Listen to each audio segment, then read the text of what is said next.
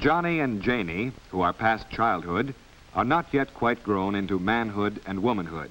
They are in between, and the in-between period is known as adolescence. And one important aspect of adolescence is known as puberty. This name is used to describe the physical growth and change that bring sexual maturity.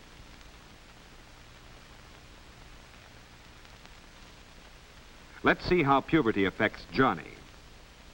Puberty might begin any time between the ages of 9 and 16, but for average Johnny, it comes at 14.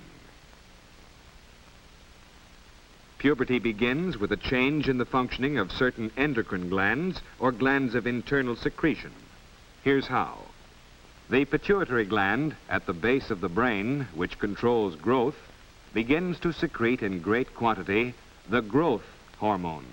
The slow growth of late childhood takes a sudden spurt, and for about 3 years, the boy grows rapidly in height, weight, and strength. Shortly after the spurt in growth comes the secretion of a second hormone, the gonadotropic hormone. This brings about the appearance of the primary sex characteristics, which are directly related to reproduction. In boys, this means the increased development of the sex glands or gonads called the testes, and the genital organ, which is the penis. Here is a diagram of the male reproductive mechanism. The external glands, or testes, produce the spermatozoa, or sex cells, which are necessary for human reproduction. The sex cells mix with a fluid and pass through a long tube to the seminal vesicles, where they are stored. At the time of emission, the fluid carrying the sex cells passes the prostate gland, where a milky secretion is added to form semen. When these glands and organs are mature, spermatozoa are constantly being formed in the testes and stored ready for expulsion. Occasionally, they are released during sleep in nocturnal emissions. This normal involuntary action is considered a definite sign of puberty in boys. Along with the primary sex characteristics, other changes are related to sexual maturing. They are called secondary sex characteristics. These are physical features which distinguish the male from the female body, but are not directly related to reproduction. They include the growth of pubic and underarm hair, increased perspiration under the arms, and the growth of hair on the arms, legs, and chest. The muscles grow stronger, the shoulders broader, and the down on his face becomes coarser and thicker. Lengthening of the vocal cords brings about a change in the voice. During the change, sometimes it comes out high, sometimes low.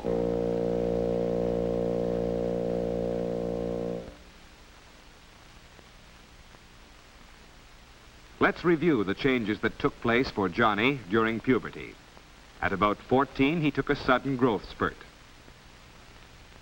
Then he developed the primary sex characteristics. That is, his sex glands and genital organs developed, and he had nocturnal emissions of semen. And finally, the secondary sex characteristics appeared.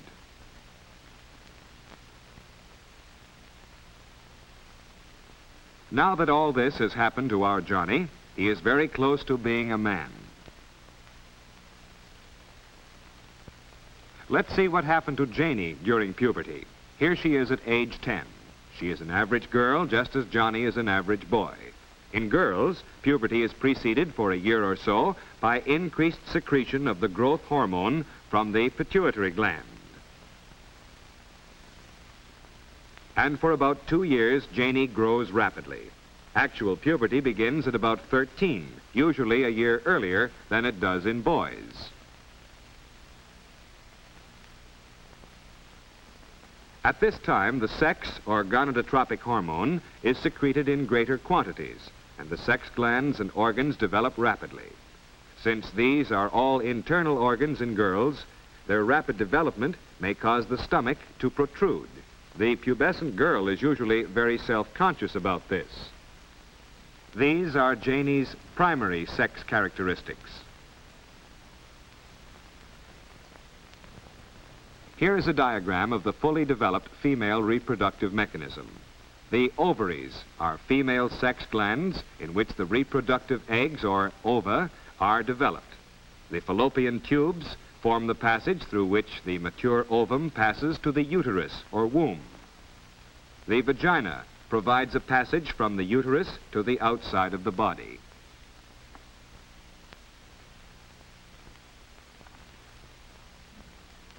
At puberty, female sex cells begin maturing within the ovaries. Usually, one egg reaches maturity and is released every 28 days. The ovum travels through the fallopian tube toward the uterus. At the same time, the lining of the uterus becomes engorged with blood and nutritive fluids in preparation for the development of a fertilized egg into a baby. If the female cell is not fertilized, it dissolves or disintegrates in the tube. Then the uterine wall lining, no longer needed to receive a fertilized egg, breaks down and is discharged from the body through the vagina. This release of blood, mucus, and unused cell tissue normally takes place every 28 days and is called menstruation. This is one of the primary sex characteristics of girls. The first time it occurs is called the menarche. Normally, after the menarche, there is a period of time during which the reproductive mechanism of the adolescent girl is still too immature for the conception of a child. Early menstruation is usually irregular, and Janie may feel real physical discomfort, such as cramps or headaches. Changes in blood pressure at this time may make her nervous and irritable for a few days before and during each menstrual period. Later, when her glands and organs become mature and regular, physical discomfort will normally disappear. During the years of puberty, Janie develops the secondary sex characteristics of girls. From a flat-chested child, she becomes a curvaceous teenager.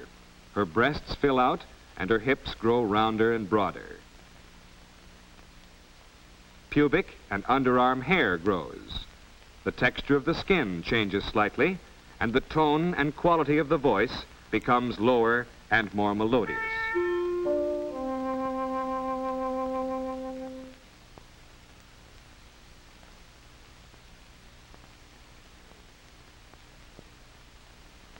Let's review the changes that took place for Janie during puberty.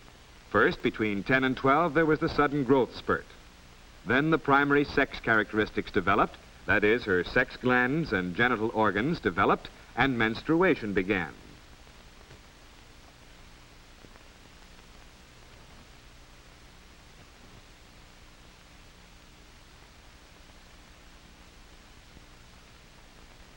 And finally, the secondary sex characteristics appeared.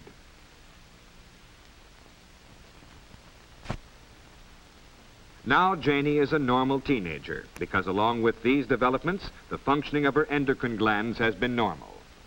Once puberty has been accomplished, the sex glands secrete sex hormones. These slow down the secretion of the growth hormone by the pituitary gland, and the adolescent gradually stops growing. It is this balanced interaction of the sex and pituitary glands that brings about normal development. And this is important because if the functioning of the glands is not balanced, the adolescent may differ from others of the same age. For instance, the girl who reaches sexual maturity earlier than her friends may get the reputation of being boy crazy. Actually, the behavior that bothers her friends may be the result of early glandular activity. On the other hand, if sex hormone secretion is delayed while the growth hormone is active, the adolescent may grow much taller than his contemporaries, yet remain much less mature in primary and secondary sex characteristics. Although these differences are likely to even out in the end, they may cause emotional disturbances which could have an effect on personality during adolescence and even later in life.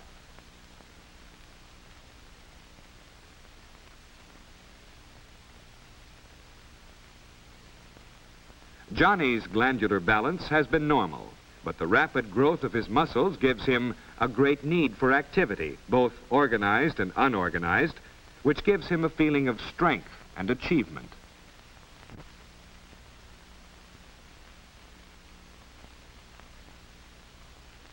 And this need for physical activity may express itself in many ways.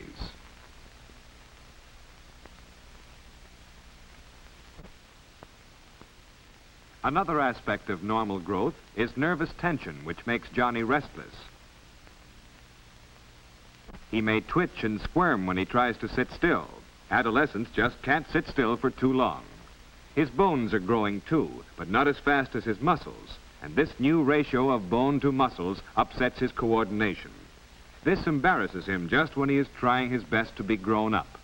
If adults don't realize that this awkwardness is just part of rapid and uneven growth, the adolescent's feeling of inadequacy is increased.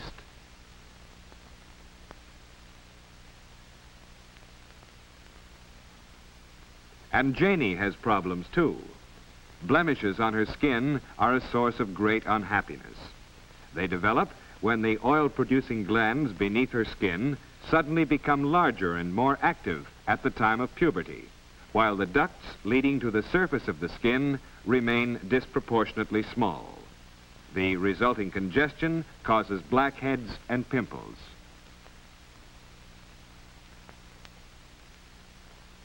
Recognition of the cause of these blemishes usually will encourage cleanliness and attention to diet. But even if she has no blemishes, there is still a great adjustment for Janie to make. She sees herself now as she is going to be throughout her life. Perhaps in childhood she dreamed of becoming a glamorous beauty. Now she must realize that she is just an ordinary-looking girl. She doesn't say much to anyone about this, but to her it's a big thing. And just because Johnny's a boy, don't think that appearance and physique aren't important to him, too. Johnny and Janie both need reassurance that they are accepted and respected for what they are. Often, too, there are problems which seem to be emotional, but are really based on physical growth. It has been established that the functioning of the glands has an effect on the emotions. At the time of adolescence, there is a change in the whole system of endocrine glands. The position of these glands are shown on this figure, which represents both male and female. The thymus, which has no secretion and is not a true gland, is no longer considered part of the endocrine system. The adrenals, which affect circulation and muscular action, increase rapidly in size and activity during adolescence. The thyroid glands function irregularly, and of course, the pituitary and sex glands are more active.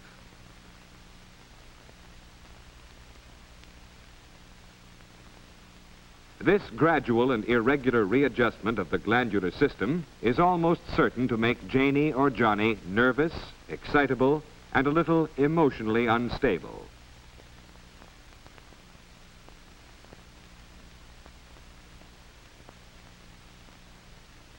Of course, all this sudden development of bone, muscle, and tissue, together with great expenditure of energy, give Johnny and Janie ravenous appetites between meals, as well as at regular meal times. They satisfy this with a tremendous food intake, especially concentrated foods like desserts and candy.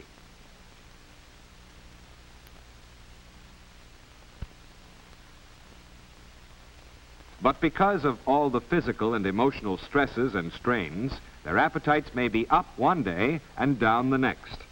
This may cause friction with Mom, who may be annoyed if her specially prepared meal is not appreciated.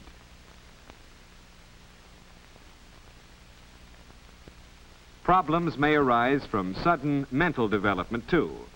He wants to think things out for himself, which may take the form of arguing with his elders. During the years of puberty, the number of mature brain cells increases greatly. The intercommunication system of the brain strengthens and develops. There is a new craving for mental activity. Johnny begins to question authority. Again, recognizing the physical basis of this increased mental capacity should lead to patience by parents and the encouragement of real family discussion.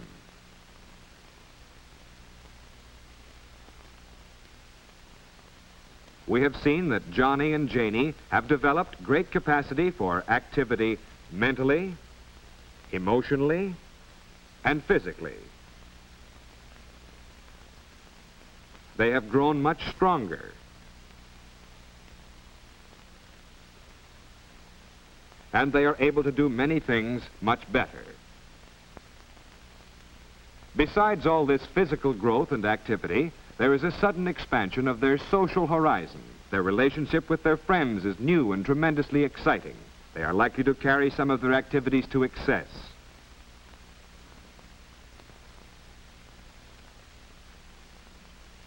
They may burn the candle at both ends, and if they don't watch out, fatigue, general achiness, digestive troubles,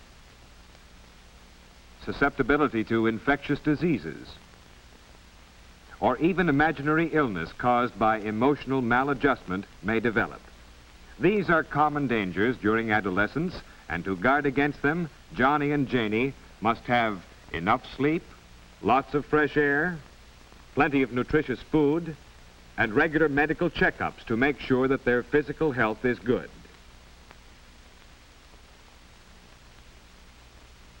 For we have seen that even with the best of health, there are many aspects of normal physical growth, especially during puberty, that may strongly influence social and emotional growth.